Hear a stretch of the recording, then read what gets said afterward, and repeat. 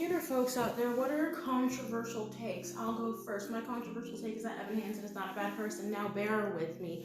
I've only seen the movie. I've never seen it on stage, acted out by real people. So this is the movie's my only point of reference for this opinion. But I don't think he's a bad person because his actions didn't come from a place of malice. If he was just like, oh, Connor was really mean to me that time, so I'm gonna trick his family into thinking he was a good person, then yeah, I would think he's absolutely a bad person. Now, do I condone his actions? No, I don't. Do I think that he should have just told the truth? Yes. Gosh, yes.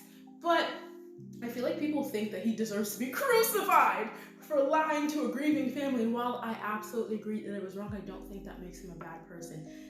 Mrs. Murphy was so desperate for answers. She's like, please, please, please help. You gotta help me. You know, she was going crazy. And I mean, obviously, because her son just died.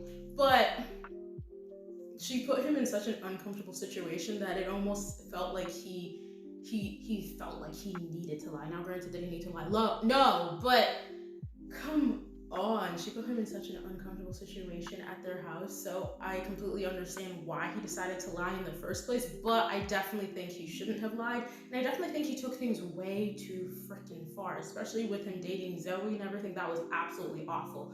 But do I think he's a bad person? No, at the end of the day, I mean, at least in the movie, he did face consequences for his actions. People think he should have been beat up and shot, and I'm like, whoa, chill, fam, it's not that deep. Well, okay, it was pretty deep. I'm not trying to condone his actions or belittle what harm that it caused, but yeah, I definitely think that he's not a bad person. He's not the bad person that everybody tries to make him out to be. And honestly, I do think that the relationship between Evan and the Murphys kind of became almost a mutually exclusive, but a mutually beneficial thing, because like they essentially used Evan as a pseudo Connor. You know, they utilized him to replace their dead son, and he used them to fill that void that he was filling, that void that he had in his life. Like, the only person in his life that he considered a friend was like, you're not really my friend, you're just a family friend, get away from me. You know, he got Zoe, trash.